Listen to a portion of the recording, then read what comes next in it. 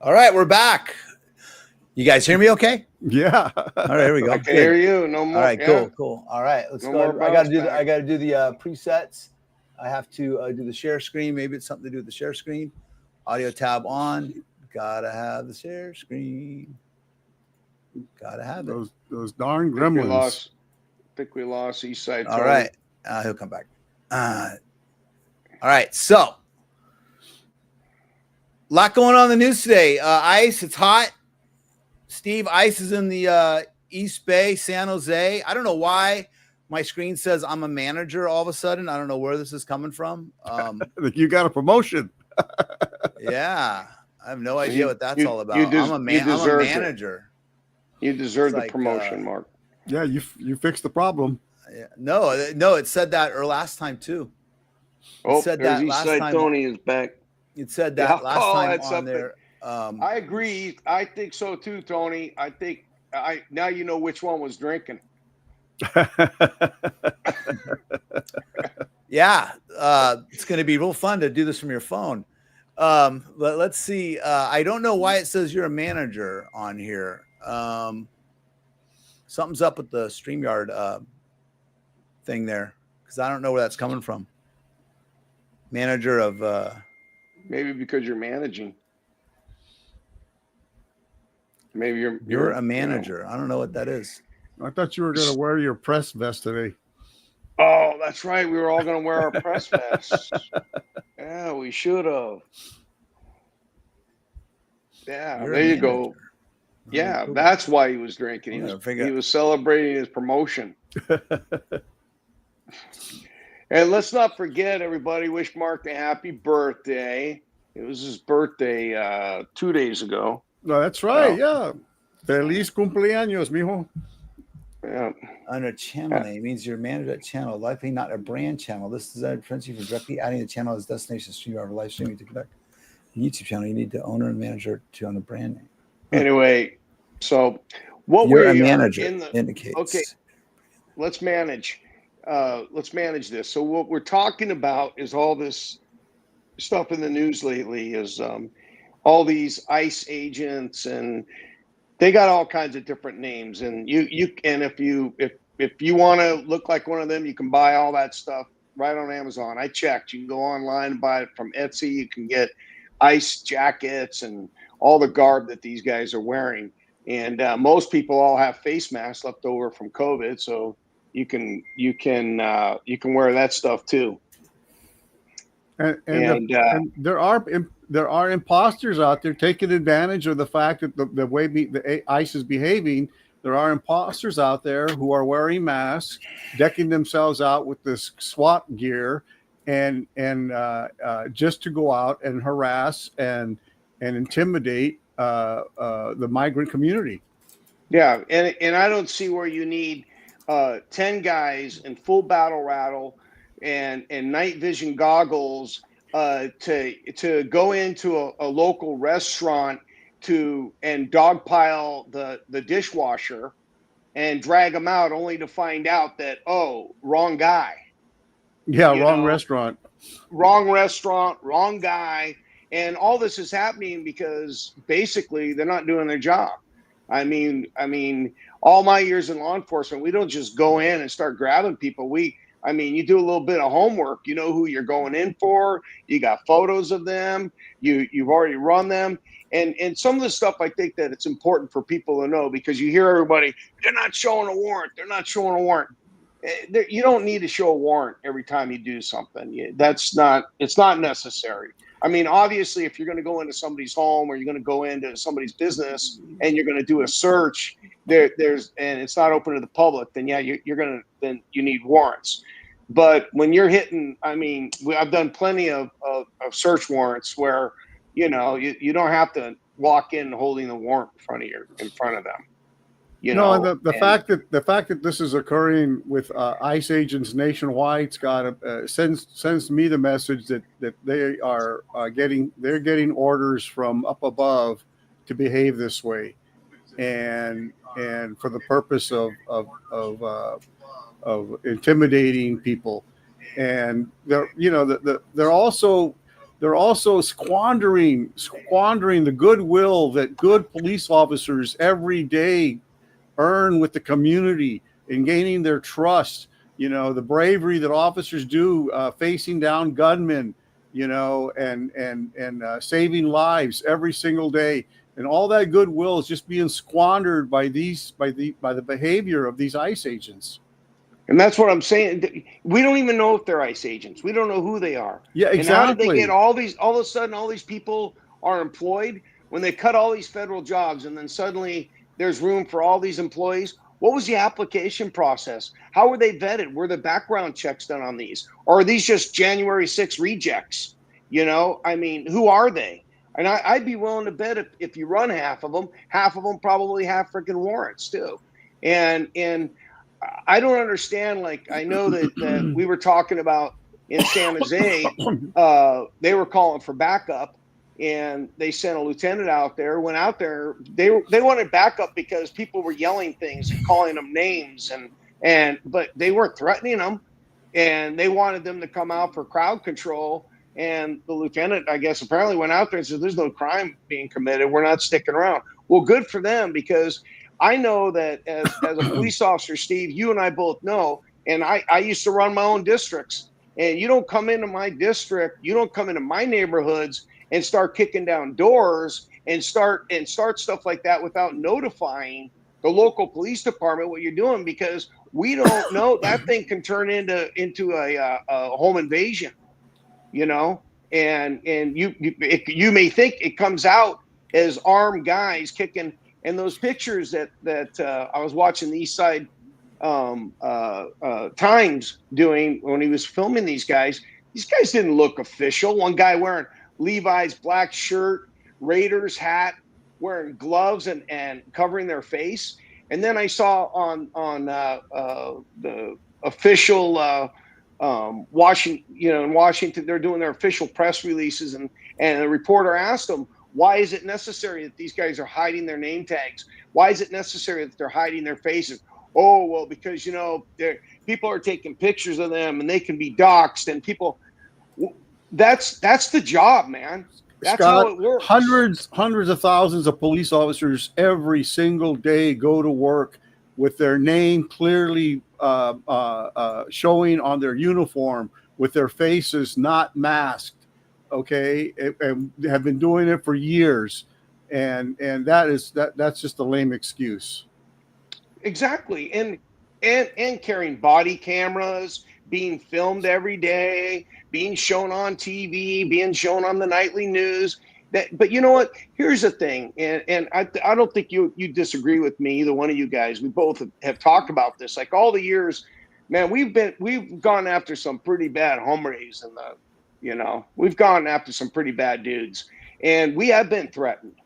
We have had to have the FBI get involved. We have had people threaten our lives just doing Fugitive Watch stuff. And how many times in your career does somebody tell you they're going to come back and they're going to kick your ass? And I'm going to get you. Yeah, they're going to look for you. They're going to hunt you down. And you're like, okay, go ahead. You know what? Get in line. That's part of the job. But citizens, not just citizens, but the community and people, when they have contact, they have a right to know who these guys are. Because here's the thing, they don't want us to know who they are, because if we found out who they were, and like I said, if they did run half these guys, I'd be willing to bet most of them have warrants. I'd be willing to bet, where did they get this hiring pool from? And I noticed the one yesterday that they were out there filming these guys. Some of them they must be hiring like these third-party security companies and stuff like that, because there were like 3 or 4 different there was like 3 or 4. You got that button on your thing you can press when you do that.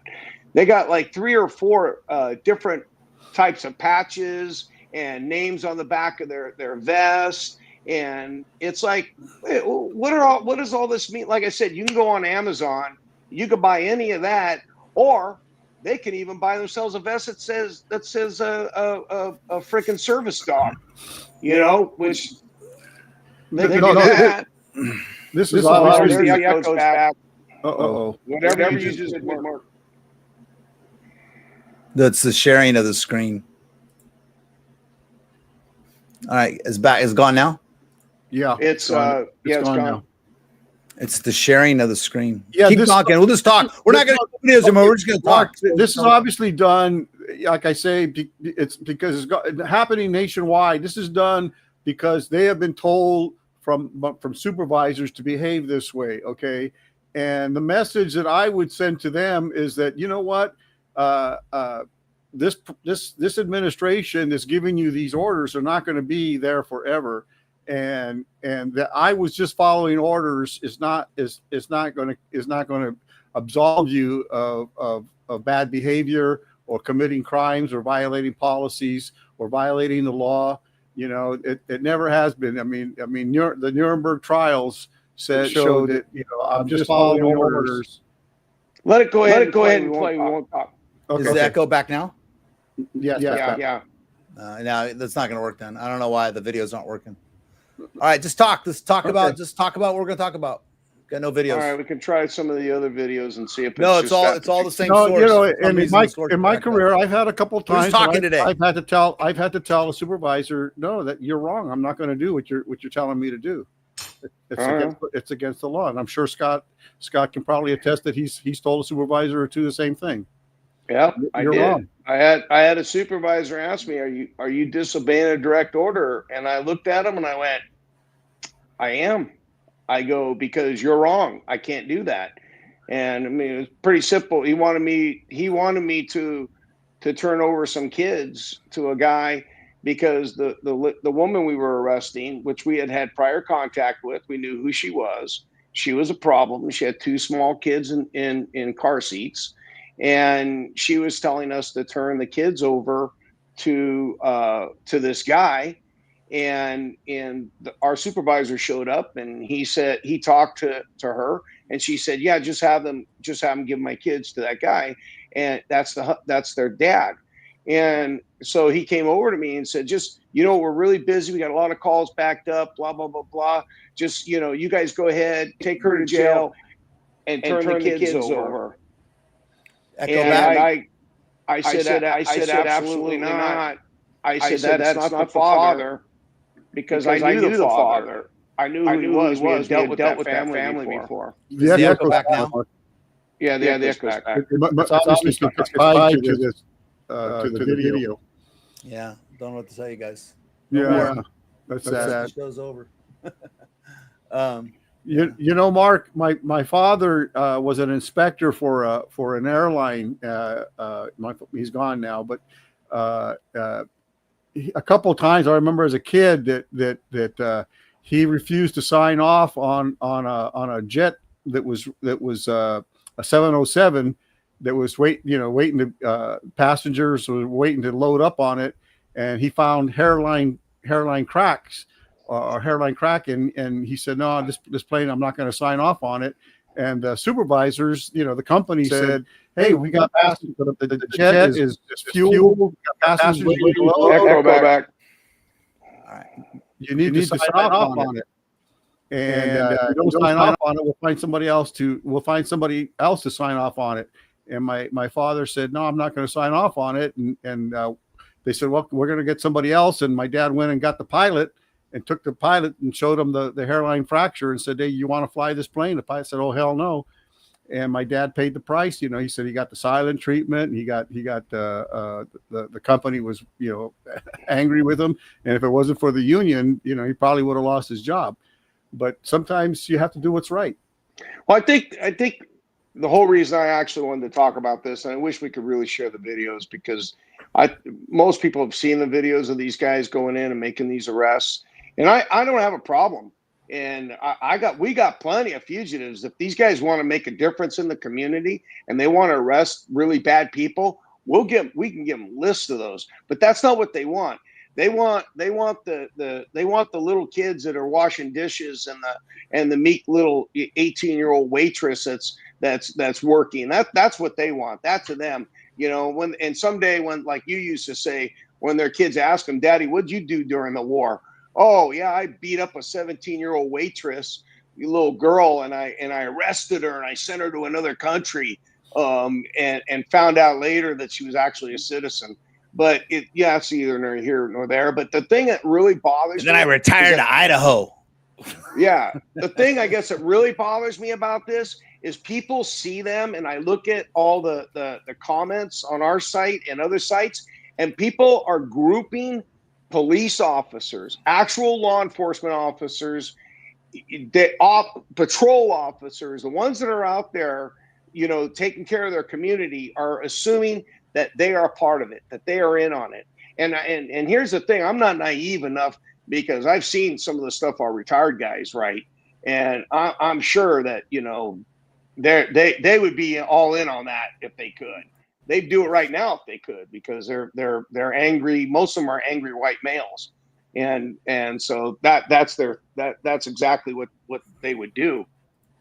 People start hating on police officers and think that they're all the ones that are behind the masks. And I think that excuse that the highest levels are giving, that's why they're hiding their faces and their names. No way. If you're not doing something weak excuses, that's illegal, excuses. Yeah, illegal and immoral, nobody's going to echo back. If they go out there and they start arresting, wanted people with felonies, people that the bad guy, the car thieves, like I say, people hurting people. Well, and isn't that what they said they were going to do? Isn't that what they were trying to tell us, that's what this whole administration was telling us? It looks now they're just looking for a body count. They just want They're numbers. just looking for numbers. They're looking for numbers so they can go, and then here's the other thing that gets me. I'm sorry, ICE, but you guys put out all this stuff on your freaking Instagram feed and stuff, showing all these bad dudes that you're out there arresting. You know what? That's like one in how many? Why don't you show the real ones? Why don't you show the little 12-year-olds and 11-year-olds that are they're putting them in plastic cuffs. Yeah, Flex no cuffs. echo. Yeah, there's no echo. Can you hear the audio? No. Yeah, but they're zip tying these 8-year-old kids. Can you hear Jessica Aguirre? No. All right, never mind then. All right, keep talking. Sorry. Yeah, but the echo cancellation's on. It's been like this for 20 weeks, but now it's not working all of a sudden. So don't have to tell you guys. Sorry. I don't know. And we've worked with ICE before, and they didn't behave like this. We worked with them on a few cases, trying to catch wanted fugitives. Echo. Now we got echo now. Oh man, it's off. I don't know, Mark. It's off. Yeah. They didn't behave like that at all. No echo. Well, because I think that the ones that we worked with, they were legitimate federal agents. They were legitimately trained officers that were out there doing their job. But the ones that are out there right now, I'm willing to bet. I'm willing to bet they got no training. They probably went to a weekend school, and this is what we're going to do. And we're just going to go out there and we're going to round us up some people, and go find us some brown people at the the taqueria, and we're going to get ourselves a dishwasher and a cook, and instead of going out there and catching the guy that's out there robbing banks and carjacking vehicles. And those are the ones that we want out. You bring up another thing too, Scott, is that I saw a few pictures of ICE raiding construction sites, and I saw like just a line. It looked like almost 100 construction workers, all in their hard hats and their bright red vests and stuff, just lined up, and the ICE agents out there. And I'm going, what is don't ICE agents need probable cause like any other police officer to detain somebody? I think all that's gone out the window. Because I'm reading the comments, but the echo still persists when I bring the tabs up. So something's up with the StreamYard software. Yeah, you either have a consensual contact or you have a detention, and that looks like it's a detention. And I'm going, but to have a detention, you have to have probable cause. And what is your probable cause? Just because they're brown? It doesn't. I have a question about that. You know, To me, they look more like home invasions, kidnappings, and abductions. And I tell you, and I made a comment on one of the sites, and I said, if you see this, because we all know, all the three, we've seen the stories of these people that are going out there painting up their cars to look like ICE, and they're wearing ICE vests, and they're going out just to mess with people. And we all know how these, like the Proud Boys are. Echo back. Just double checking. Yeah. Yeah. Not working. Yeah. I don't know. Yeah. And so we know that they're going to go, that these guys are out there doing that. And if you see that, you need to call 911 and get the real police out there. And I implore the real police, ID these guys, FI every damn one of them. You need to know who they are, because if you don't, and then whatever they do is going to blow back on the local police department and their reputation. So you need to know who they are. And you know what? I'd go as far as running them, because like I said, I'd be willing to bet most of them have friggin' warrants. You know, So you're saying that the guys that are doing the arrests, the grabbing for ICE, have warrants?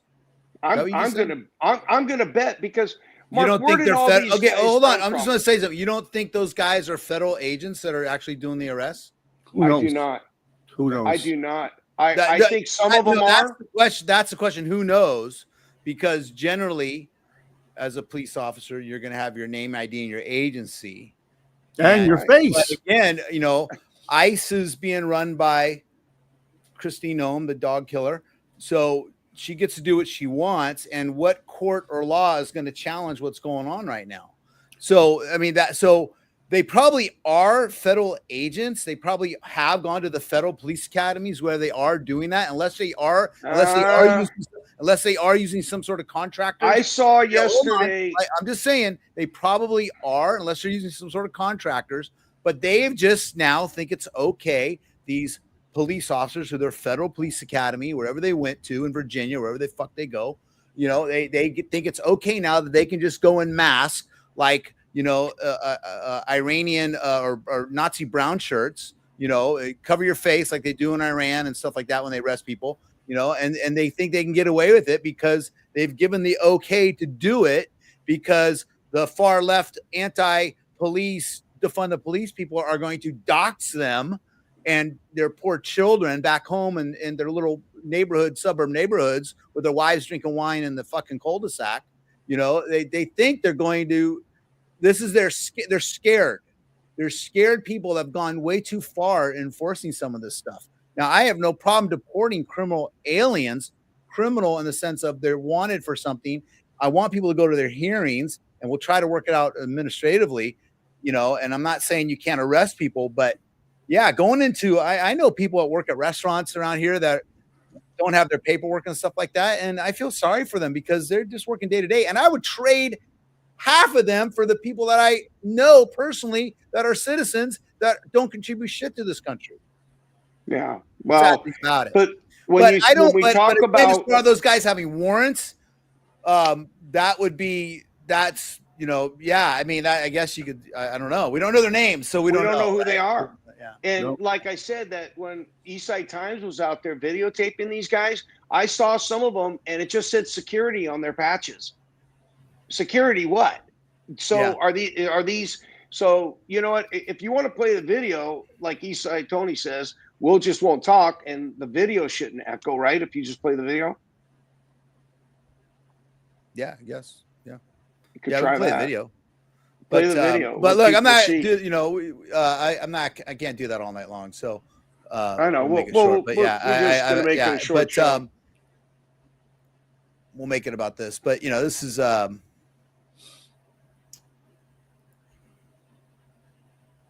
it doesn't echo when you're talking, Mark. Only when me and Steve talk. Yeah, I don't know what's up, man. It's all the same settings over and over again.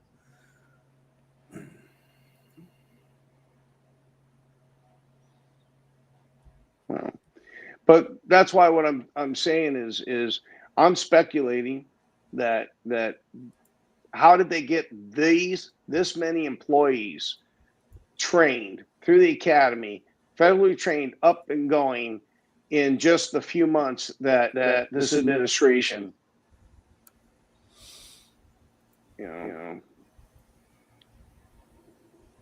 South Bay's immigrant community. For the second day in a row, a large group of federal ICE agents drew a lot of attention as they detained multiple people in San Jose. NBC Bay Area's Robert Honda joins us live from where many of those detentions took place. And Robert, what do we know about them? Well, it does seem like today's activity looked very similar to what we saw on Tuesday with ICE agents. Now, these are not random raids, but an attorney here told us that it does seem like a lot of people being targeted are following immigration policy procedures and then suddenly get whisked away. This morning, we saw ICE agents wearing masks gathering behind a Chavez Market on Blossom Hill Road with white transport vans. An immigrant watchdog group, the Rapid Response Network, says immigrants are being called for meetings at ISAP, Intensive Supervision Appearance Program, for what are usually routine appointments to check on their immigration status. But the Rapid Response Group says instead, the immigrants who show up are taken from ISAP to the holding area behind Chavez Market for processing.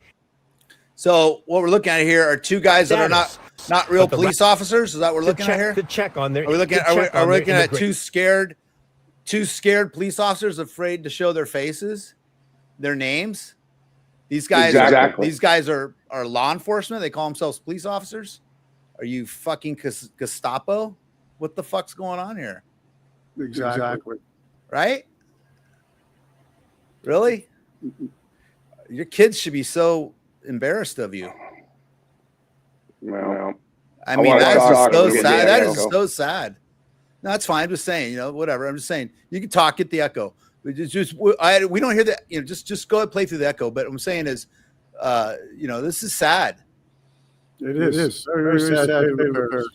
Immigration status. But the Rapid Response Group says instead, the immigrants who show up are taken from ISAP to the holding area behind Chavez Market for processing and apparently to be taken to a detention center. We saw half a dozen or so driven away today.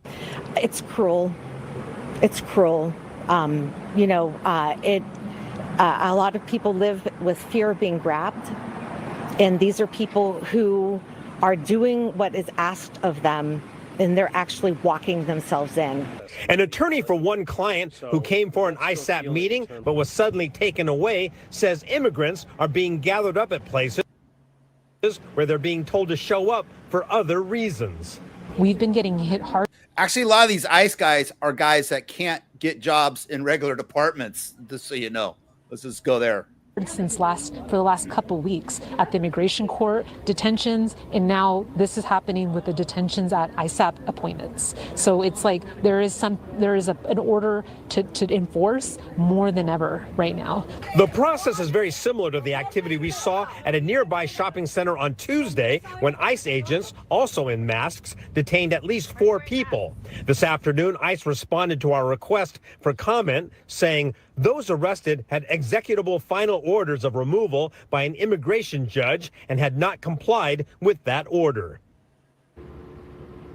Now, the attorney we talked to, Sylvia Rodesno, says that she disputes some of that ICE statement, saying her client and many others have been following court orders. But as you saw today, it turns out that many of these people, right or wrong, will have to conduct their legal fight from a detention center.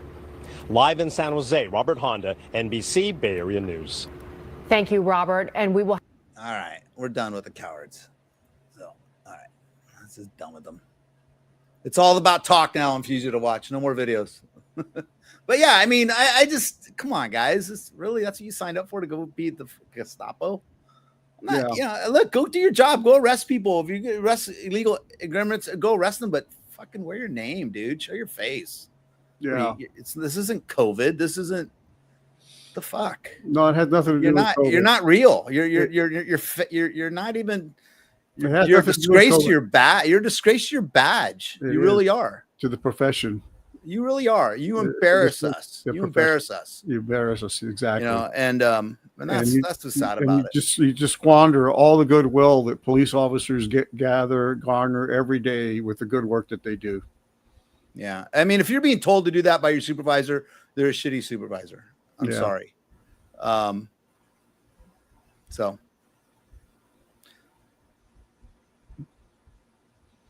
Oh, we lost Scott's audio. Yeah, Scott's audio.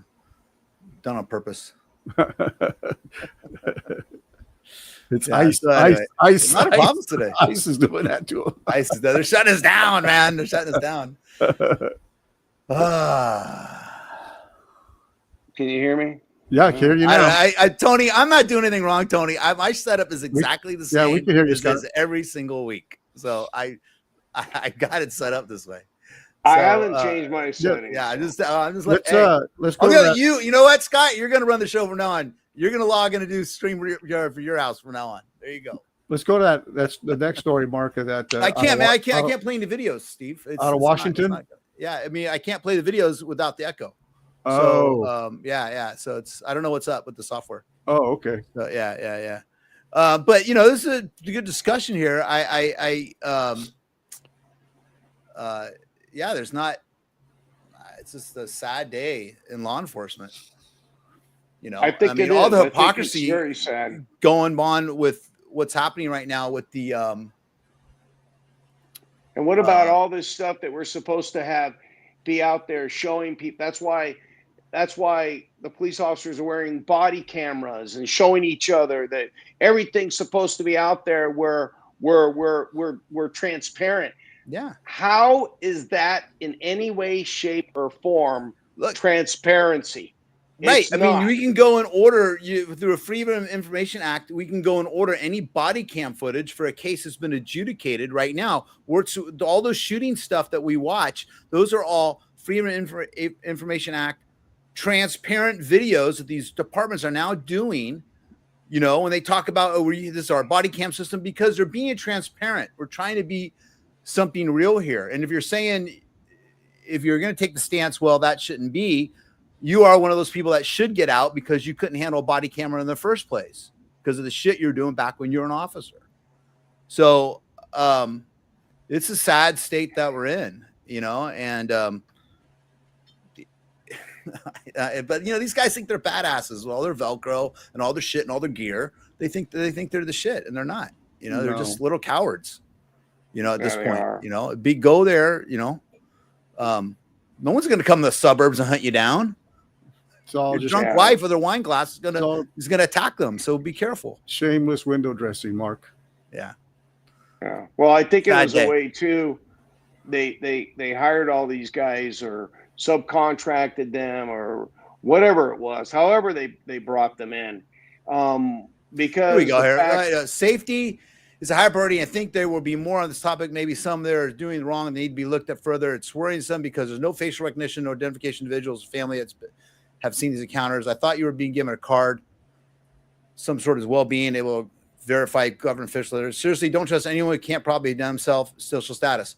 Remember the stories of I used to drive an unmarked patrol car, and my partner and I would pull people over, and people would like, who are these two fools in the unmarked Crown Vic with their badges out, and they legitimately call 911.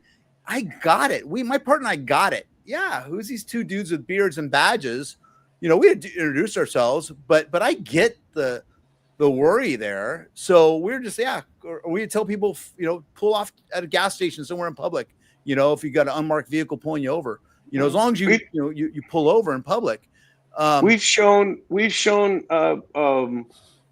videos and look for suspects that pose as police officers, where they put the fake lights on top of their car and all that stuff.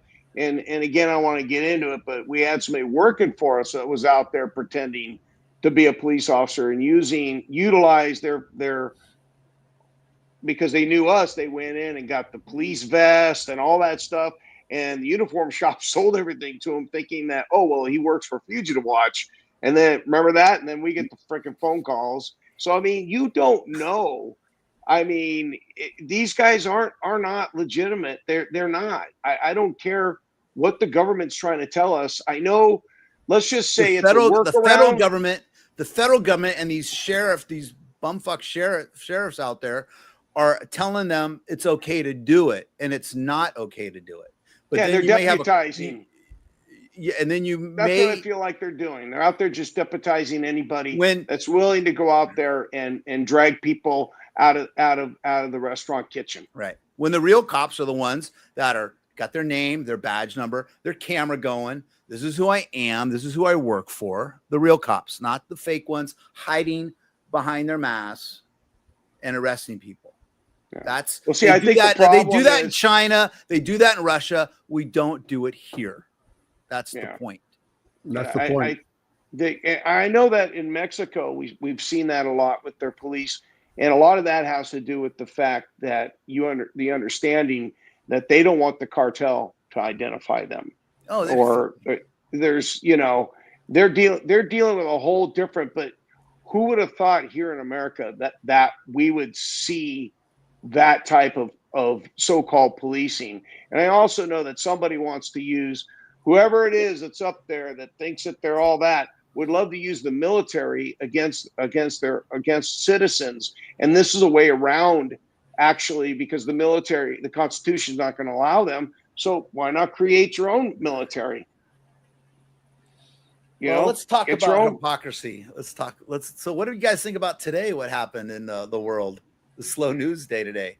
You got our two bros falling out of love during Pride Month. I'm just bummed out that Saturday Night Live is on vacation right now. I know. I would have loved to watch the Saturday show. I know. It doesn't come as any surprise. I had so many friends that were anti-electric vehicles, cop friends, military friends. They're so like, oh, EVs, this and that. And all of a sudden, bro bought the election. And then they're like, oh, yeah, Tesla's kind of cool now. I'm going to buy one. Scott, I know you know people like that, Like, now I'm going to buy a Tesla. Well, I want to ask them if they're going to buy a Tesla tomorrow, because now he's turned on the Fuhrer. So, so are they still going to buy? I want to know, are they still going to buy the Tesla tomorrow? No, because now he wants to impeach. Trump's arguing with, Elon's arguing with Trump.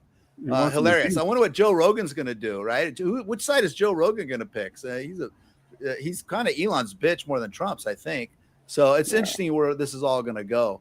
I mean, this is hypocrisy, folks. We're frustrated because we're not perfect, but it's about hypocrisy. It's what it is. Democrats, dumb as fuck for the way they handle the election. Republicans, corrupt as shit for the shit that went on, the insurrection, all that stuff like that. We're not saying one side is better. Well, kind of, but we're not. What we're saying, and I'm not a Democrat or Republican, so I can talk the shit.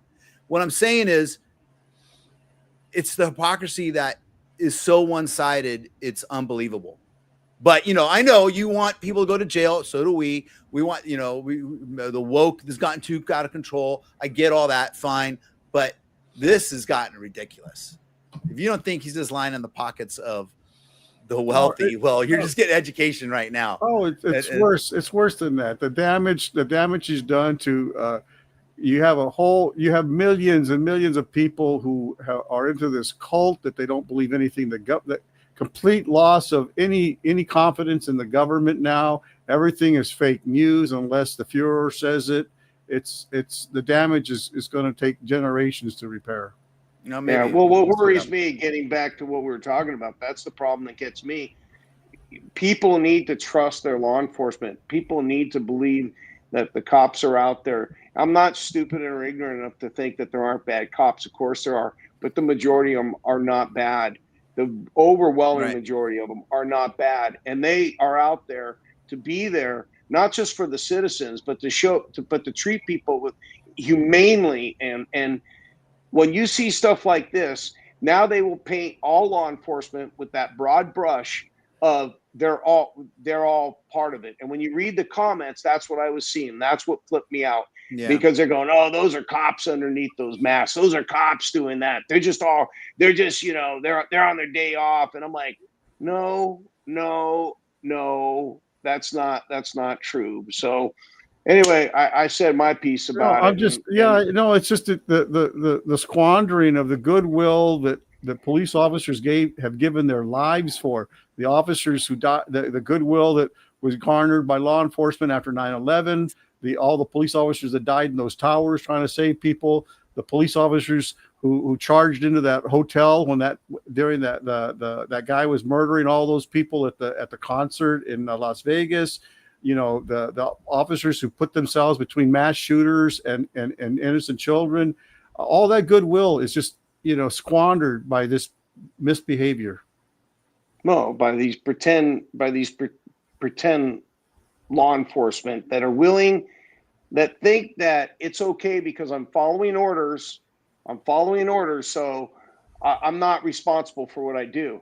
No, you are responsible for what you do. And I hope there comes a time where there is a judgment day. And like I posted on that thing, I've told you guys, I've said it before. My father, my grandparents came from Mexico. They came here legally. My dad was born here. But if you saw my dad looks extremely south of the border. And if he was sitting in one of those restaurants, I saw an old guy with the shirt the other day. He said, "I only look illegal." Yeah.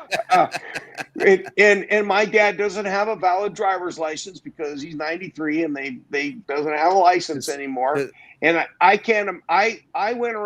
went digging through looking for all my dad's papers because I'm sitting there going, shit, should I have this stuff ready in case my dad's sitting in a restaurant and he gets rounded up?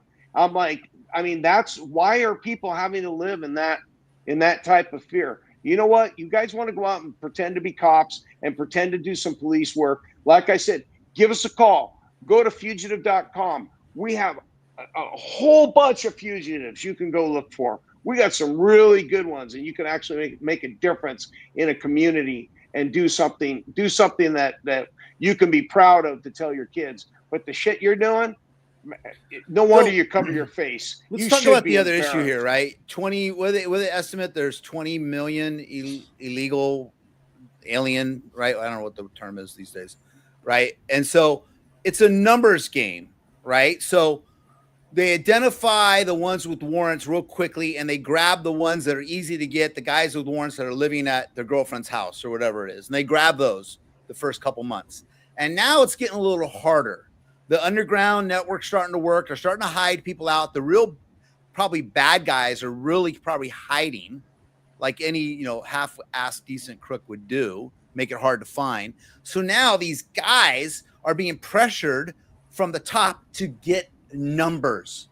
Right. So now they're going after the dishwashers and the people showing up to court and the people that are just trying to work, paying taxes, and they're going after. It's a numbers game. It's a numbers game. Yeah. They got to have numbers.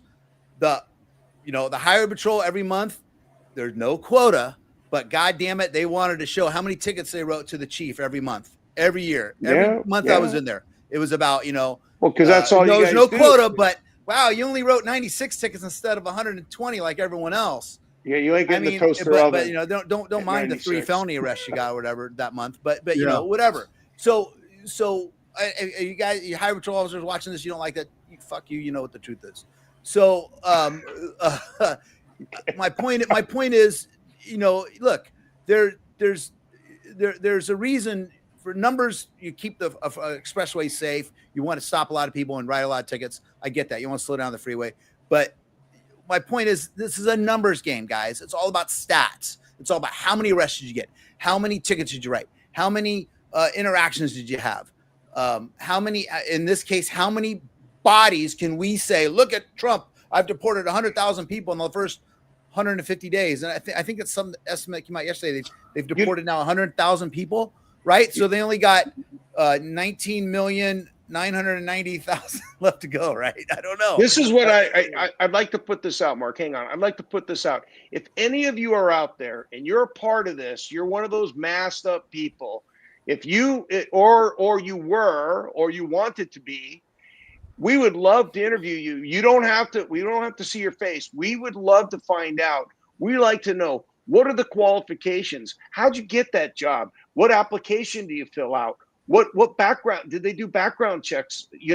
We'd like some information and we get a hold of us, right, Mark? We'd love to talk to you. We'd love to do call Steve so we can hear it. Call Steve or Scott on their cell phones. Yeah. Well, no, we would. I want to know. In fact, we should, as a homework assignment, but we should try to sign up for one of those jobs. See, how do we get one of those jobs? We want to go beat up some cooks and waitresses. How do we get in on this? How do we get to be a part of it? Do we just put that out on social media? I want to beat up a cook, a dishwasher, or a waitress. Go. How can I get on board with that? And then they'll contact us. Mark, You know? before I was old enough to go to school, I used to go with my family, pick strawberries, and I remember as a little kid, it stuck in my memory that the green and white cars, it was the Border Patrol pulling up at the strawberry field, and some of the people running and some of the people just staying where they were. And I was confused as to what was going on, and I remember my grandmother grabbing me by the hand and just pulling me close to her, and the fear that she felt. And my family, we go back, to the generations before the Mexican-American War. So we didn't cross the border crossed us. And now, Steve, as an adult, I realized the fear that my grandmother had when she grabbed me and held me to her side, because they were afraid. But and I get that. And I remember as a little kid, I remember watching that movie, The Border, Jack Nicholson, I think it was, right? And there were some other Border Patrol movies out, and I thought, oh, that'd be a cool job.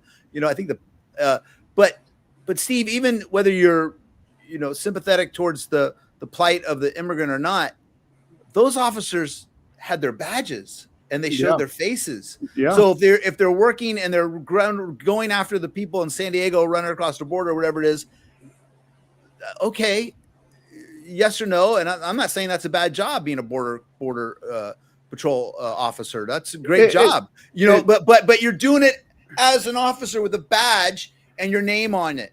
And if that was a legitimate concern, Mark, I'm sorry to interrupt you. It's a BS excuse. If that was a legitimate concern, why are all the Border Patrol officers, like you're talking about, they're not wearing masks? All the customs and agents who are at the border crossings, they're not wearing masks. Right. All the customs people at the airports, they're not wearing masks. It's all done for intimidation. It's BS. I think it's done again. I think it's done because they do want to hide their. Well, they are. They're embarrassed that they'd have to show their son someday. They're doing it to intimidate, to strike fear. They are embarrassed that they'd have to show their son someday that, oh, daddy's a cop, he's a badass. No, your dad's a. I'm gonna tell you right now. If I was still working, I was running a district, and I got a call to that possible home invasion, kidnapping, or abduction going on. I'm gonna come up and I'm gonna ID every one of those people and make sure there's a report written so it's documented who was there. That way, if something goes down, we know who to blame, who to go after. Because otherwise, what, you just show up and you just because they're dressed like that, the local police are going to assume that they're legitimate. We know better. How those guys are all dressed like the same people that did the insurrection. They're wearing the same stuff, hiding their faces, hiding their identity and who they are. And I'm sorry, I feel that not just the citizens, but as a human, the people should be treated fairly. If you're here illegal and you're not supposed to be here, if you're a criminal, I have no love. I don't care. Okay. If you're here trying to get through the system and become legal, then do so. And I feel bad that you showed up to court.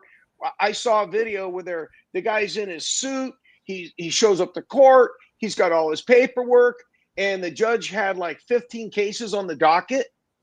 The judge dismissed all the cases and let these masked men arrest everybody. I don't get that. They're there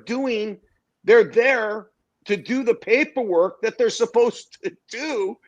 And it'd be like you showing up to get your driver's license and you show up and they go, nope, nobody gets their driver's license today. And you're all arrested because you drove here on a suspended driver's license. I mean, come on. Yeah. That's not okay. It's not.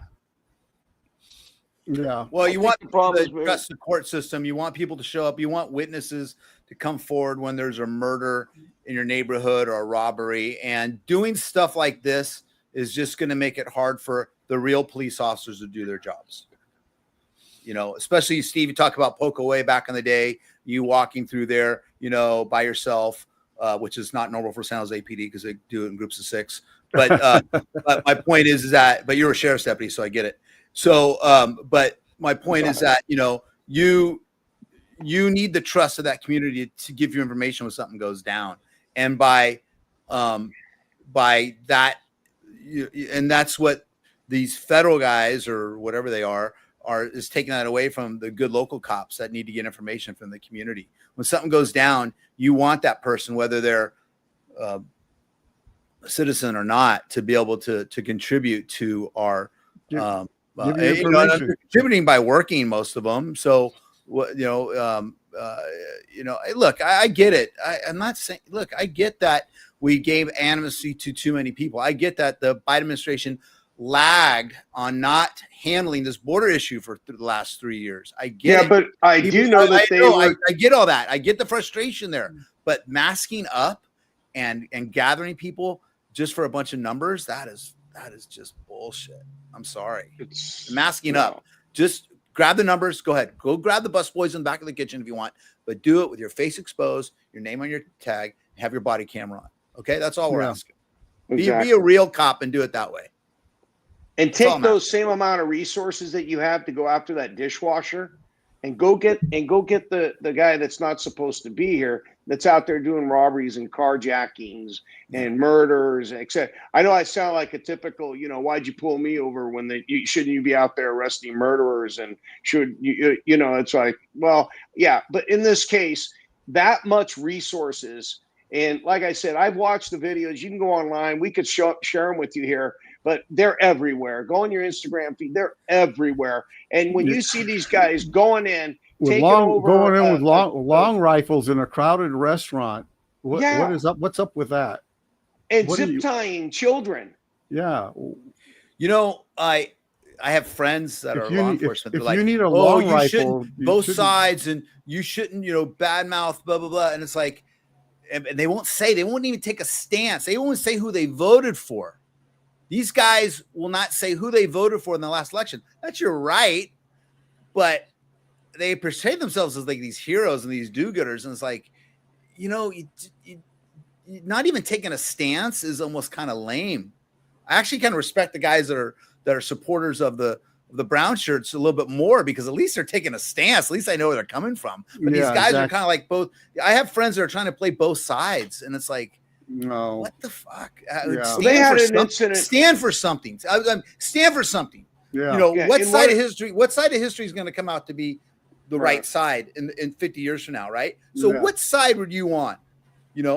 I know what side I'm on. I know what side you two guys are on. I know what side a lot of my other friends are on. It's going to lay out where it's going to lay out. Either but the guys that don't make a decision, that just keep it neutral, I got less respect from them. To be honest with you, I really do. Yeah, I really do. So this is just could be now, unless we ever get this the video thing fixed. This is going to be our hourly rant. No, we need to fix the video. Well, you might have to hire a producer to do that. So maybe you can hire Eastside Tony to run that side for you. Yeah. Before we end, Mark, I want to just let me show you this one case here. If I can show you there, you guys can see him. Yeah. He killed his 3 daughters. That's Travis Decker. Is wanted for putting plastic bags over his 3 daughters and murdering them because he was going through a custody dispute with his ex-wife, allegedly. And federal, state, and local law enforcement in the Pacific Northwest are on a major manhunt for him, looking for him. He's still around. He hasn't killed himself because they spotted him on ring cameras, on porch cameras and things like that. Oh, great. So the audio? You can go to our website. Is intensifying. You can go to our website at fugitive.com and get more details. I think Mark's going to try and play it. For a father accused of killing his 3 daughters in Chelan County. I hear it. Detectives releasing new Ring camera video and photos of Travis Decker. As KOMO's Theron Zahn reports, authorities hope that will increase the chance of a sighting that will lead to his capture. Finding Decker in the wilderness of central Washington will not be an easy job, but hundreds of volunteers say they're not going to stop until they get justice for his 3 girls he's accused of killing. New Ring video shows what investigators say is the last record of Travis Decker before his 3 young daughters were killed. Police are also giving out these new pictures of him. They want the public to get a good look, so if they spot him, they can call 911. In the air and on the ground, the search continues in the vast wilderness of Chelan County, looking for any trace of the military veteran who has extensive experience in living off the grid, even attending mountain survival school. He could have scoped out this area before, put supplies out there, and has the ability and the knowledge to... Notice that real police officer has his name and badge number, and his face is exposed. Yeah. To survive. While the search goes on, tributes for his 3 daughters continue to come in, with the tragic case getting attention across the country. We're told Decker's parents are cooperating with the investigation. This is their son, so of course that they have concerns about his safety, but overall they understand that he does have to be brought in and he has to be held accountable for his actions. It's not known if he is in fact in the wilderness right now, but given his survival skills, that is where the strongest assumption is. But again, the call is going out nationwide to be on the lookout for Decker. Reporting in Seattle, Theron Zahn, KOMO News. Today could be a critical day in the investigation. The victim's autopsy results will come out. That should give deputies a much better understanding of when the girls died and how much of a head start Decker could have. We've posted all of those photos of Decker and that new Ring video on KOMOnews.com. In Wenatchee, a memorial for the Decker girls grows by the day. Yeah, so Tony's saying the audio's fixed. So maybe it was just that one video was causing the problem. Well, the old way to do it was I had to share it from a screen. And now I always, when I shared it from a tab before, it would be the echo. The first shows we did back in December or whatever it was. But now all of a sudden it's switched. Now it's allowing me to share them from tabs instead of another screen. So I don't know. It seems to be working. Steve, now. do you know if this Decker guy, what type of background I know that he's got military training and all that. Yeah, they say he's ex-military, so they're warning the public not to try to approach him at all. That obviously they consider him extremely dangerous, and they don't know if he has weapons or not. Because he used plastic bags to murder the children, and but he still. I think I now have a job for the mass men. This is not. I know this is not a, this isn't a waitress or a dishwasher, but you know what? You could take all that gear you have and go on out there to the wilderness and put that training that you supposedly have to good use and catch a real bad guy here. Oh, that'd be a little scary for him, man. It's not so easy. Yeah. On camera, we have new video showing the confrontation that happened between a man with a gun and a CHP officer during a traffic stop on Interstate 5 earlier this week. Watching pulling AR-15 on the highway patrol. That video was recorded by Donald Vincent DeMercurio Tuesday afternoon.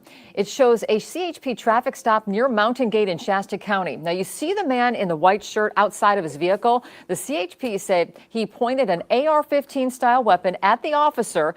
Then the officer puts his car in reverse to get some distance.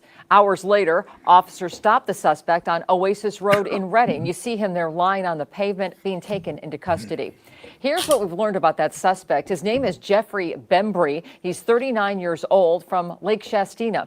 Yesterday, he was in court to be arraigned on several charges, including assault with a semi-automatic firearm on an officer and fleeing from an officer while driving recklessly.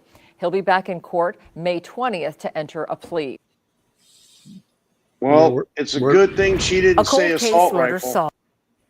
It's a good thing she didn't say. Good thing she didn't say assault rifle, because everybody would lose their crap over that. Every time we say an assault rifle type weapon. They just No, lose. they We have they, to be they just lose. lose. They lose You it. guys hear yeah. about this one? Diane Peterson, a San Jose teacher, was found stabbed to death in a hallway of her school. And for decades, her case went unsolved. Until today, nearly 50 years later. Investigators now say they finally know who committed the crime. The Santa Clara County DA's cold case unit announced today it located a relative who says the killer confessed to them, but it stayed silent. KTVU Fox 2 reporter Mark Sayers live at the DA's cold case office in Palo Alto with those details. Mark? Well, Claudine, this homicide occurred on the campus of Branham High School in South San Jose back in 1978. And the perpetrator, who has now been formally named, has been a suspect essentially the entire time. Cold case detectives only in the last month located a relative who had heard a confession and never spoke up. It was June 16th of 1978 when the body of teacher Diane Peterson was found in a hallway near her classroom at Branham High School. And Steve was a responding officer in 1978. Yeah. Do you remember the state case, Steve? Oh yeah. It was very sad. It was the day after school had let out for the summer, and Peterson was on campus wrapping up the year. She was killed with a single stab wound, and a student at the time was walking by and actually saw Ms. Peterson and heard her cry for help. That student was able to help police create this sketch of the suspect, but the perpetrator now named in the case, Harry Nickerson, was never a student at Branham. What he was doing on the campus and the motive for the killing remain unknown. Detectives at the time speculated the teacher may have stumbled upon a drug deal. Mr. Nickerson was identified as a suspect very early on in the investigation. He was arrested on a totally unrelated case 4 days after Diane's murder. And when he went to the police department, he spontaneously accused the police officers of trying to pin the murder of the teacher on him. Wow. In the 1980s, another witness told police about a confession and a very unusual knife. And he showed me the knife that he used. And according to the witness, Mr. Nickerson carved the words "teacher dear" into the knife handle. Nickerson died in 1993, but in recent years, the cold case unit reopened this case, and when forensic evidence went cold, they went looking for any living relatives of Nickerson using old-fashioned detective work. It was very unusual. It's both surprising and refreshing and also encouraging that old-fashioned police work can still solve crime. In a statement, the Campbell Union High School District said, though the events of this case took place decades ago and prior to our current leadership, we recognize the seriousness of the incident and the impact it may have had on those connected to the school at the time. We hope this resolution brings peace and closure to the victim's family and to all of those affected. Well, that's awesome. Now, prosecutors would not release the exact relationship between the relative who told them about the confession and Mr. Nickerson. They do say, though, that this relative and others who had heard confessions over the years all had specific details of the investigation that would only have been known by the killer and by investigators. So that's it right there, right? That's how they. That's how they can be sure about it. Yeah, and this goes to show that on many of these cases where we show these whodunits, where they're trying to identify somebody on a surveillance video, somebody knows because the guy, the person has said something to somebody, and they'll just sit on it, So there's a lot of people out there that could solve a lot of crimes who know, and they'll just dummy up and they're not going to say anything. Did you see that one case that I showed out of Las Vegas? The guy who held the guy up at gunpoint and shot him over $40. Yeah, I'll be right back. Good. Those are good pictures. I have that on our website also. If you go to fugitive.com, and we'd like to catch that guy. They're asking for some help out of Las Vegas. We're on a pee break right now, folks. So yeah, if you need to take a pee, now's the time to do it. Hey, Mark, I wanted to ask you about that CHP where the guy he's standing there and he's holding that assault rifle. Well, I guess my first reaction when I saw it, now I wasn't there, but I've thrown my car in reverse in almost the exact situation. But I thought, well, if he's pointing the gun at him, how about just throw the car forward, floor it, and take, right? And he could have took the guy out, and he would have been I don't know. I mean, that would have Possible. been another option, but Yeah, it could be possible, right? Yeah, yeah. definitely. But I mean, that's a pretty scary situation when a guy jumps out with. I think with, that would be. I think that would be justified if the officer. I mean, if he doesn't get shot in the meantime, right? I mean, Right. if the AR-15 at 5.56. Oh, it would be like this. I would lay Yeah, down. I mean, but point the still, gun. yeah. But I think that would have been to justify a ramming of the vehicle, Because part of the scary part is, you throw the car in reverse, and unless you lay down, you don't have that engine block to protect you, and it's kind of hard. Like, how far do you reverse it? You're going to get away from. If that guy wanted to shoot, he could have peppered his car. That's all I'm saying. But I mean, in the end, it worked out because they ended up catching the guy. But yeah, that would be. Like I said, when I was working, I was brand new rookie, and I was over near the airport, and I pulled into a parking lot, and I'm just kind of patrolling the parking lot. It's early in the morning. I'm just thinking about going to get a cup of coffee later, and I come around the corner, and these two guys are standing with the trunk of the car open, and this one, they got, like, obviously to me at the time, he's got a machine gun, and the other guy, and they have all these weapons out. They look at me like deer caught in a headlight.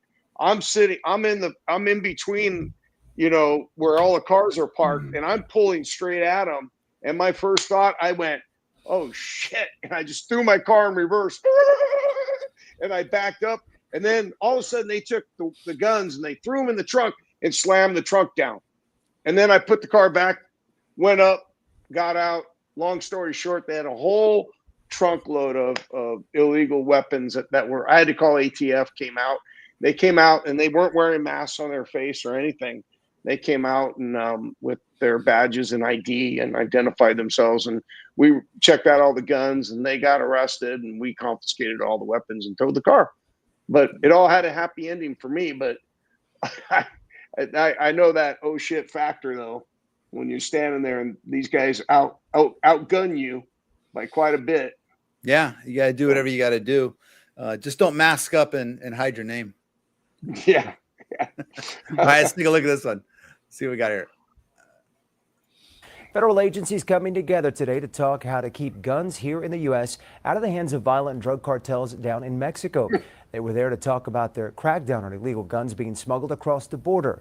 In Laredo, U.S. Customs and Border Protection joining forces with the Department of Homeland Security and the Bureau of Alcohol, Tobacco, Firearms, and Explosives to showcase recent weapons that were recovered. The seized firearms on display were part of an effort to send a strong message about the serious consequences of gun smuggling, especially as major Mexican cartels are now classified as foreign terrorist organizations. Whether it's DPS, state, locals, we all work together.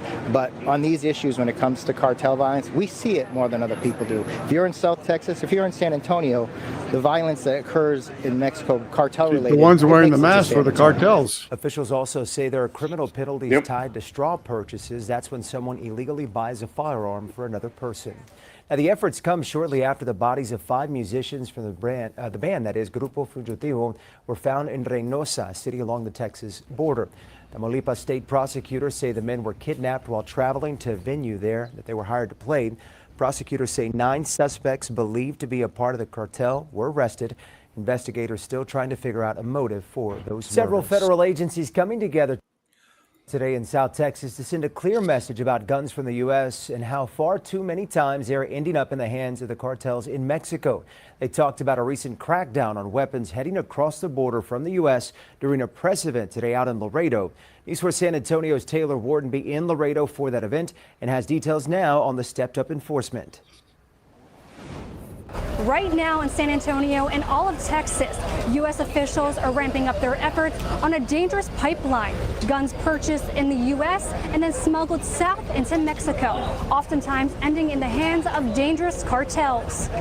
These aren't props. These are actual guns recently seized by authorities. Guns that were being smuggled across the border into Mexico, but were stopped before they ended up in the hands of the cartel.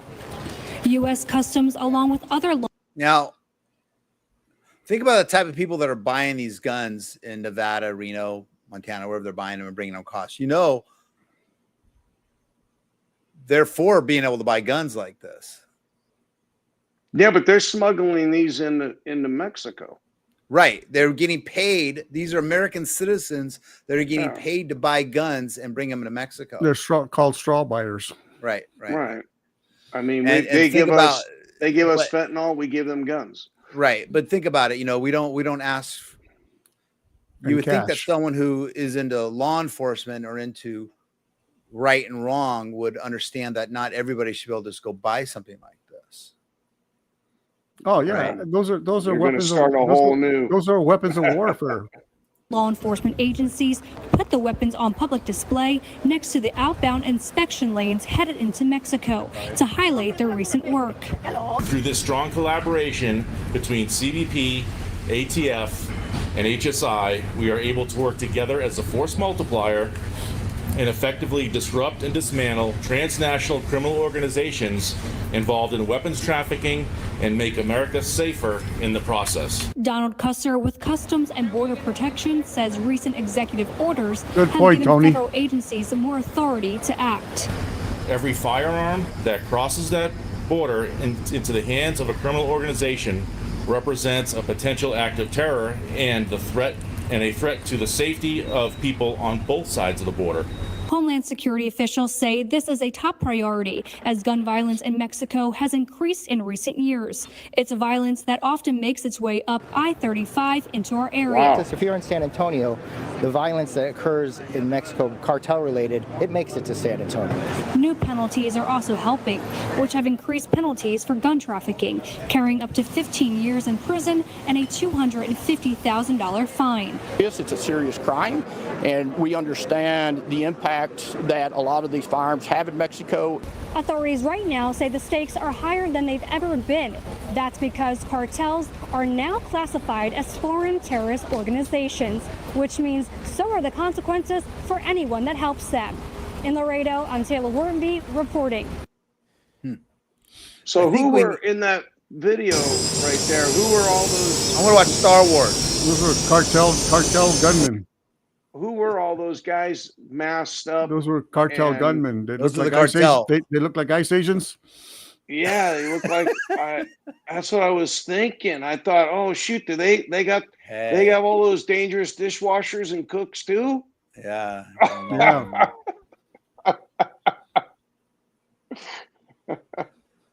All right. So what else I got here? I got yeah, we're making light of you masked up. I know. Wimp, fake cop, fake law enforcement. These fake dudes. You fake dudes. Tonight, about a traffic stop that turned violent over the weekend as a man fought the officer and grabbed for his gun. The officer ended up shooting this guy in the street near 25th Street and Cactus. Derek Stahl's in our newsroom. We know the suspect's out of the hospital. Derek, what more are we learning about how the whole thing unfolded?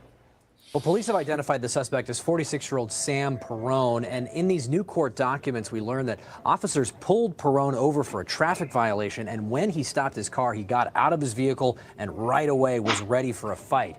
Part of this incident was captured on a neighbor's cell phone video, and you can see Perrone there in the light-colored tank top struggling with the officer. Investigators say Perrone punched the officer in the head, pinned him up against the patrol vehicle, kneed him in the head and groin multiple times, and also went for his gun. The guy in the black shirt was a good Samaritan. Of this incident I want to point out. Coming from the right-hand part of the screen, you can see another man. That's a witness who came in to help subdue the suspect there, help the officer. This all happened near 24th Street and Cactus. Take a look at the video closer up. I want to show it to you. Police say Perrone went for the officer's gun 3 separate times. When the officer was able to finally pull out the weapon from his holster, the documents say the magazine fell out, leaving just 1 bullet in the chamber. The officer was able to fire that shot and hit Perrone in the leg, subduing him. We spoke with the neighbor who recorded the video. He says he started filming as soon as he heard the commotion. And the guy just kind of like launched on him, and I pulled out my phone, I started recording, and that's when he was like going straight to his face. And well, the cop did what he had to do. If you go to our website, you can see the uncensored swelling to video. his face and to his head and scratches on his face. The documents say that while Perrone was handcuffed on the ground, he claimed the officer was stalking him and had pulled him over for no reason. Wow. I mean, that's just ridiculous. Yeah, no, I mean, I can't imagine the nightmare of that. And then in your gun, you know, some guns won't fire without the magazine. Yeah, exactly. I think in the weapon too. So I think Glocks you know, do, right? I'm not sure which gun. I think, I know some do. I don't know which ones though. Yeah, I think the Smith and Wessons, if I remember right, they wouldn't fire without the magazine in the gun, even if there was chambered. I think I can't remember. No, I got. But you know, I'm not a big tactical 9-line, you know, Velcro. Yeah. No, I got in a fight where the guy was trying to. We were struggling, and my magazine came halfway out of, and you know, by the time I had the guy subdued, I didn't even know until we were done. I had the guy in handcuffed, and I looked down and I saw my magazine was like almost had fallen out. So if I had drawn my weapon, that's why one of the things they teach you in tac. I know you were taught this, Steve, with it. I mean, when you pull the weapon out, you make sure that sucker's seated, because you may only get one round, or it won't. It, like you said, some weapons, and yeah, it's been so long now, I don't even remember if my SIG would fire if there's only one round in the. I don't remember now. I think that was the case with the first semi-autos they gave us. Those Smith and Wesson, the boat anchors, we called them. Yeah, I think that was the case with the first ones they gave us. I don't remember though exactly. Do you have the do you show the case there, Mark, of the Las Vegas City Council lady there that got pardoned? That's from last month, though, right? You know, that's from May 9th, right? Oh, is it? I didn't know we talked about that already. Okay. Well, we didn't talk about it, but if you want to go there, we could talk about it. Yeah. So she's one of these. Tell us about it, Steve, real quick. As I cue it up. She's a city council person, or somehow affiliated with the city on a commission or a city council or something like that. And she started a GoFundMe to allegedly. Build a memorial for 2 police officers who were murdered while they were eating lunch by a man and a woman, 2 gunmen who were part of the right-wing Bundy Ranch protests. And they just walked into the restaurant and gunned down the 2 police officers and murdered them. So she started a GoFundMe saying she was going to build a memorial to these 2 police officers, and didn't spend a dime on the memorial and spent it all on wedding, I think, and Botox. What a patriot! Plastic surgery. Yeah. We'll watch that second. So she went to trial, got convicted, and then received a presidential pardon. And quick, I want to address something Tony's talking about here real quick. Tony's talking about the gun issue, carrying gun in the chamber. You know, I had the military. I come from the military, been in law enforcement. And then I came from a hunting family before the military. And I was taught as a kid, and even in the military, not to chamber around and to keep your safeties on and stuff like that. And I get it. As soon as I went to the Highway Patrol Academy, all that was out the window. Yep. Our guns were chambered, in our holster, safety off, ready to go. That's only from day one. The moment you left the academy, for the rest of my career, 21 years, and even to this day, you know, as a private investigator and the jobs I have, no, that thing is chambered and ready to go. And you know what? I've never had a misfire. No. In all those matter of fact, my finger's not on that trigger unless I'm going to shoot that gun. What do they teach you? One of the things you do at the beginning of patrol, you do a press check. Remember what that is? You just pull back and make sure you see that round sitting in the chamber. Make sure it's chambered. You do a press check on that baby and then put it. But Tony, I get that from people from the military and people maybe that weren't gone through a California law enforcement academy. I don't know what it's like in other states, but from day one, I mean, I remember the Highway Patrol Academy in the 90s going through this. It was not a big issue. It's like, hey, you guys are all we've all vetted you for the last 7 months, and we've trained you how to do this. So we expect you to.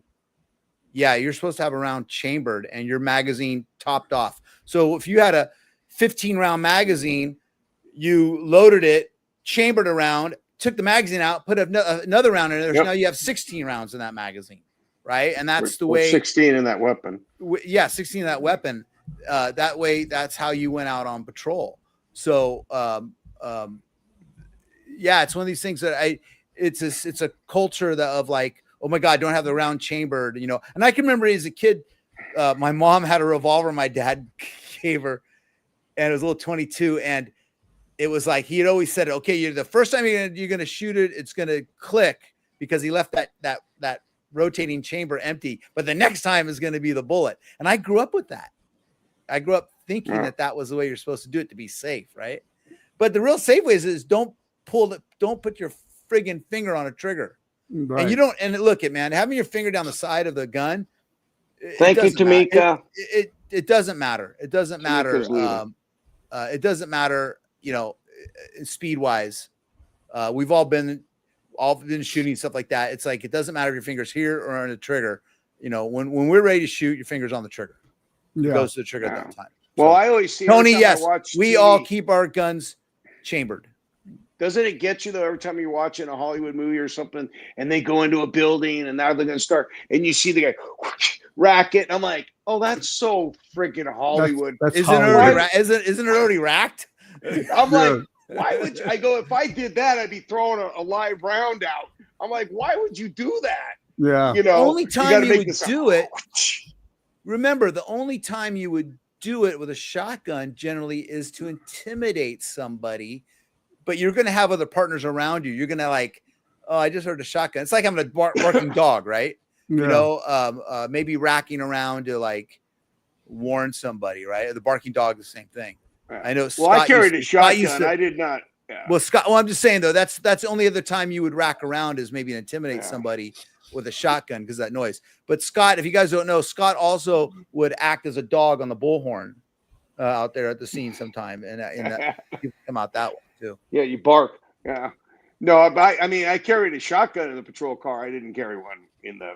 Yeah. I did not carry one in the chamber. The new Sig P30 is and my son told me the same thing. There's these videos of this new Sig coming out that is misfiring within the holster, and some of these cops have that, right? So what's the How is issue it there? misfiring in a holster? Yeah, but my son's showing me the same thing. But here's the thing: those guns should be pulled if that's the issue going on, because there's other weapons that don't do that. Okay. Yeah. So identify the ones that and pull those. There's something going on there that the SIGs are good guns, but obviously something going on with that. But yeah, there are these videos out there of these systems that are apparently just going off. And my son was just, how are they going off? I don't understand. How does, without pulling the trigger, unless it's a faulty holster that's holding. I would not be buying the SIG 320, you know. I don't have the issue with the 365 at all. But the other ones, we know somebody on our department that took the spring on their trigger to make it so that it was less trigger pull, right? And then they put a fatter trigger, so the trigger was kind of stuck out of the trigger guard. Yeah. And they went to put their gun in their holster, and what do you think happened? The trigger is sticking outside the trigger guard. Went down the side of the holster, and he shot himself right through the leg, and the bullet came out. Oh, a couple of the ADs that I know of in law enforcement, people that I worked with and I heard about, were some of the most biggest gun nuts. They're all like, oh, I'm a great shooter and this and that, and I'm at the range, and they knew everything about ballistics and all that. And those are the guys that shot themselves in the ass in the locker room. When I was at the sheriff's office, we set up a bunch of deputies. We were waiting for the Department of Corrections to bring in the SLA guys who were going on trial for assassinating the superintendent of schools in Oakland. And San Jose PD had their merge guys out there, and bang, we heard this, and somebody had discharged their shotgun in their merge car and blew a hole in the roof of the car. Yeah, they got themselves a sunroof. Yeah. they called that a police sunroof. Yeah, they turned their police car into a merge car, into a sunroof car. Yeah. So look, it'll buff out. I'm not saying it can't happen, but yeah, we're cops generally are trained to keep it round chambered, and most don't have an issue with it. But all right, let's do one more. Let's look at the lady who got pardoned. She's a great American, apparently. We'll bring her up here, see what they say about her. Steve. Yeah. And I heard too that on all these pardons, if they have fines and money that they owed or they were supposed to pay back, that's all forgiven. Yeah, That's I know. all forgiven. Billions Yeah. of dollars apparently have been forgiven in all these recent pardons. Yeah. What a waste of money. Yeah.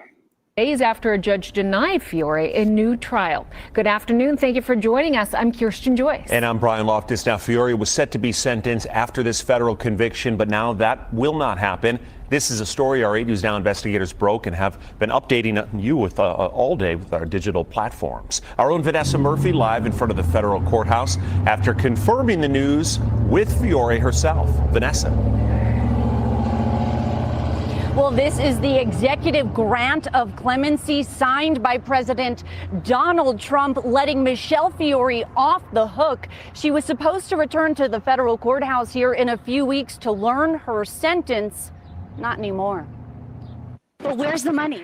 So you tell me. This was last year, before a jury convicted Michelle Fiore for stealing money from memorials for slain Las Vegas Metro police officers. On Wednesday, more than 6 months after the guilty verdict, in this lengthy statement to the 8 News Now investigators, Fiore says she's a, quote, free woman, a vindicated soul whose prayers were heard and truth could not be buried by injustice. President Donald Trump pardoning Fiore Wednesday. She says she is grateful to the president, calls it an act of mercy, and also refers to, for nearly a decade, a federal machine determined to break her. Fiore could have faced significant prison time.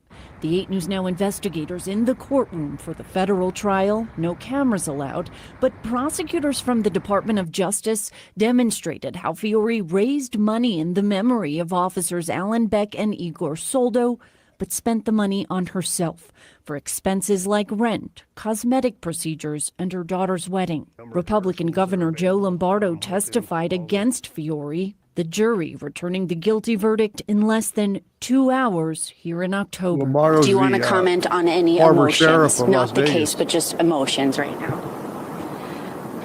I would love to, but so I'm going to take my attorney's advice and just not. Fiore, no stranger to controversy during her political career. Once a state lawmaker, then a city councilwoman and mayor pro tem, most recently a judge in Pahrump. Suspended from the bench due to her federal charges. Now she says she'll return to the bench after claims of injustice. Oh my God. What do you want to say to the widows? What do you want to say to the widows? Why don't you ask the prosecutors?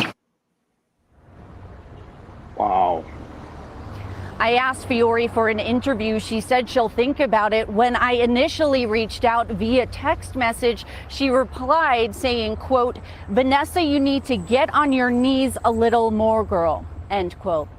By the way, Sigal Chattah was in the courtroom during Fiore's trial with her supporters. She was the Republican National Committee woman. Now she's the interim U.S. attorney. I asked for a comment. She declined. Reporting in downtown Las Vegas, Vanessa Murphy, 8 News Now. And we'll end with that. Wow. On that happy note, right? The cops that wear the masks and without their badges, they like that lady. Oh yeah. Are they cops? They back the blue. I don't understand because I know that's a lot of money she stole, and of course it was it belonged to the dead officer's family, their memorial. So I guess most of the retired cops we know, they're good with that. Oh. But I don't understand that's not a lot of money in his world. What is it that what is she? It doesn't matter. You can't. It's not like you're going to blackmail him. Even if she gave him the 70,000, that's not very much money. Most people are paying in the millions to get their friends and family pardoned, right? So how did she get a pardon for only 70,000? Like I said, most people their family members are paying in millions for their pardons. So I don't know. I'm just curious. I'm just wondering what the backstory. Someday we'll have to read the book. Wait for the book, I guess. Okay, Tucker Carlson. I'm just asking. I'm just asking. I'm just asking. Oh, seriously. I mean, she's not no. a bad I mean, guy. well, I mean, what? And then she's going to return to the bench. Oh, I know. She's going to return to the bench The as a judge. the arrogance, isn't it? It's just despicable. And any cop that is okay with her, they're not cops. No, They're not. no. Well, they're in a cult. They just, it's fake news. It's fake news. This didn't happen. It's not fake. You just heard her. It came out of her own. But they're so Her own invested. Botox lips. But they're so invested. It's not true. That's Came out of her own Hey, Botox mouth. Ozzy. What are emails, guys? Come on. It's fake All right. news. I gotta go. All righty. Bye. Thank Have you, Mark. fun. Bye. Bye, Tony. Thanks, Tony. Thanks, Tony. So, okay. All right. Bye. Bye-bye.